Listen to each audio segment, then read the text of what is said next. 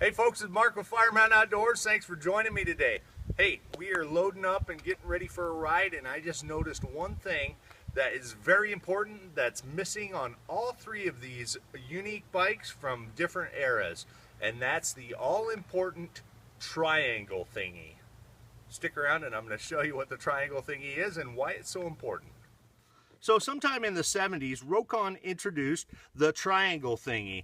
I'm not sure what the real name for it was, but it's a rubber guard that mounts right here and it protects this very crucial area. Now, if a stick was to get stuck right in there and then get sucked into the chain, which is a very foreseeable and common event, then that puts a ton of pressure on the wheel bearings and more likely your motor mounts and your miter box mounts, and it can bend, break, or screw stuff up. So if we install this guard, the original triangle thingy, on this bike, which is equipped with the tabs, then we can protect that. So this one's missing, so I'm going to show you how to make that. I'm going to show you what some other era of bikes and some other methods are too. Quick explanation of why this triangle thingy is so important, especially on the early Albion transmission bikes. The rear miter box just attaches with this little ear right here, and that ear bears all of the chain tension.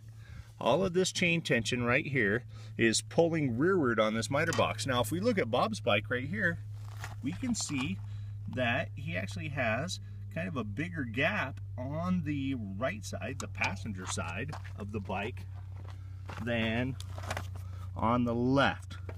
So there, if we look at that gap between the frame tube and the front of the miter box, right there, we can see that it is tight over on the left side of the bike, and there is a gap over here on this side of the bike.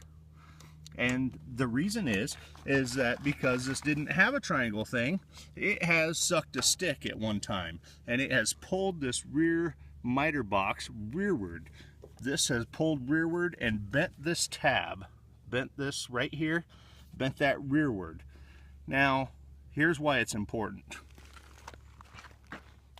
We're going to take a look at some drive shaft stuff. So the front of the miter box, the shaft that goes up through the through the frame tube, this is what it looks like. It attaches to this boss, and this is a two-piece. This is actually a later piece, but this override spring allows only one way of motion.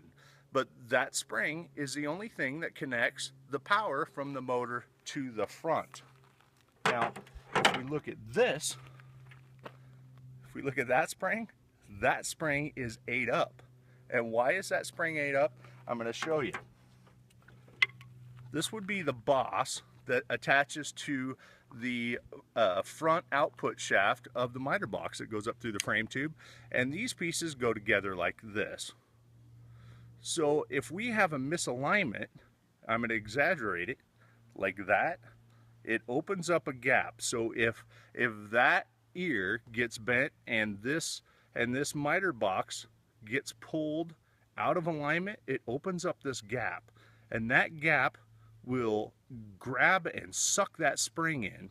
And then what happens is this spring gets all twisted up and bent up in between these two bosses, and it will actually bind your driveline, and it will bring you to a stop and likely break a lot of expensive stuff.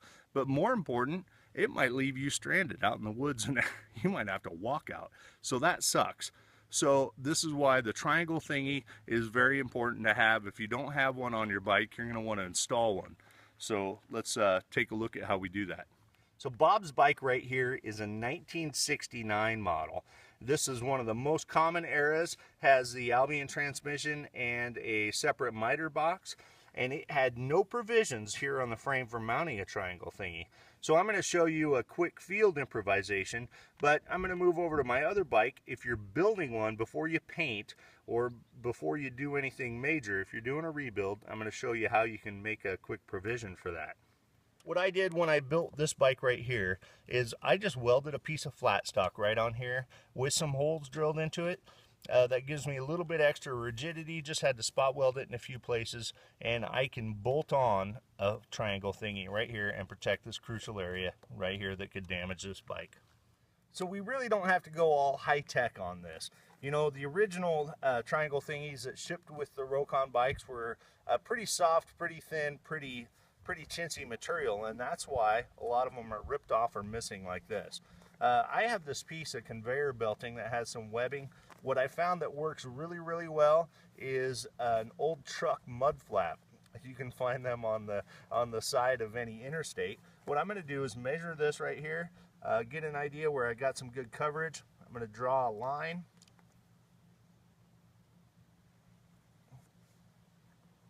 And then I'm going to go cut that with some tin snips. Well, I got them right here. I can do that right here. Now this is some pretty heavy duty material.